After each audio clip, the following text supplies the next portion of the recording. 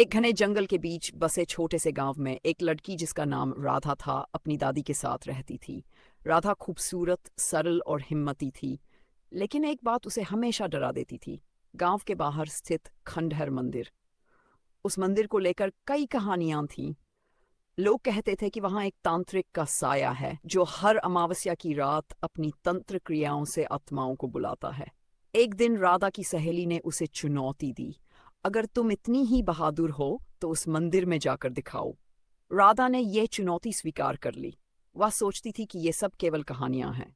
अमावस्या की रात, चांद का कोई अता पता नहीं।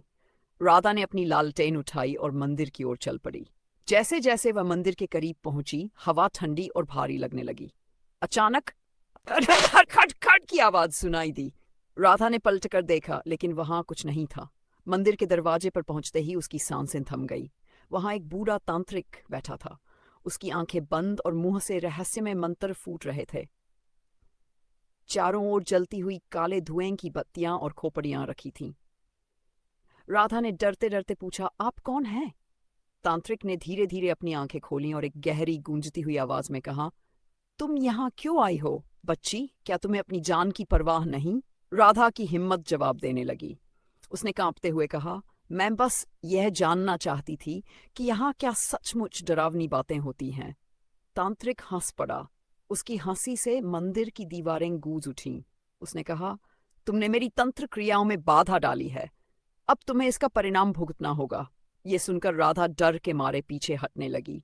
तभी तांत्रिक ने अपनी छड़ी उठाई और चारों ओर अजीब सी रोशनी फैलने लगी। राधा ने अपनी पूरी ताकत लगाकर भागने की कोशिश की, लेकिन उसके पैर जैसे जमीन में जकड़ गए। तभी राधा की दादी की आवाज उसके कानों में गूंजी, राधा, नमः शिवाय का जाप करो। राधा ने डर को भुलाकर मंत्र पढ़ना शुरू किया। जैसे ही उसने मंत्र पढ़ा, मंदिर का सारा माहौल बदल गया। तांत्रिक की शक्तियां कमजोर पड़ने लगीं। उसकी आंखों में डर झलकने लगा और वह चिल्लाया, तुमने ये कैसे किया? राधा ने अपनी आंखें बंद रखीं और पूरी शक्ति से मंत्र पढ़ती रही। कुछ ही देर में तांत्रिक गायब हो गया और मंदिर शांत हो गया। जब राधा वापस गांव पहुंची तो उसकी दादी ने उसे गले लगाते हुए कहा, बेटी, सच्ची शक्ति हमारे भीतर होती है। अगर तुम्हारा विश्वास मजबूत हो तो कोई भी डर तुम्हारा कुछ नहीं बिगाड़ सकता। उस रात के बाद राधा ने कभी अपने साहस पर संदेह नहीं किया और वह मंदिर भी फिर कभी डरावना नहीं लगा। डर को जीतने के लिए आत्मविश्वास और सच्चे विश्वास की शक्ति सबसे बड़ी होती है।